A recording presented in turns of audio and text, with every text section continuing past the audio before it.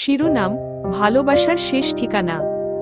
সোহিনী আর অনিকের বিয়ে হয়েছিল ভালোবাসার সম্পর্ক থেকে। সোহিনী অনিককে ভীষণ ভালোবাসত, মন প্রাণ ঢেলে দিত সেই সম্পর্কে। বিয়ের পরে প্রথম দিকে সবকিছুই ভালো চলছিল, কিন্তু ধীরে ধীরে অনিক বদলে যেতে লাগল।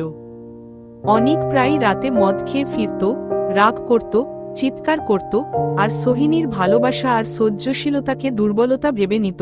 সোহিনী চুপচাপ সহ্য করত, ভেবেছিল একদিন সব ঠিক হয়ে যাবে। একদিন সোহিনী দেখতে পেল অনিক আর এক মেয়ের সঙ্গে পরকীয়া করছে। বিশ্বাস ভাঙার সেই যন্ত্রণায় সোহিনী ভেঙে পড়ল। তবুও একবার ক্ষমা চেয়ে নতুন করে শুরু করার জন্য অনুরোধ করল সে, কিন্তু অনিক ততদিনে ভালোবাসার মূল্য হারিয়ে ফেলেছিল।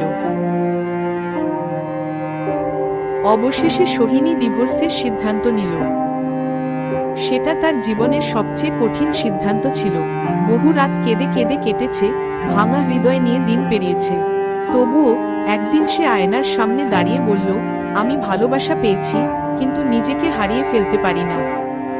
সোহিনী আজ নিজের জন্য বাঁচে, আশা নিয়ে, সাহস নিয়ে, কারণ সম্পর্ক ভাঙলেও আত্মসম্মান থাকতেই হবে। বাই বাই বন্ধুরা, খুব ভালো থেকো আর আমার পাশে থেকো। আমার কার্টুন দেখো সবাই।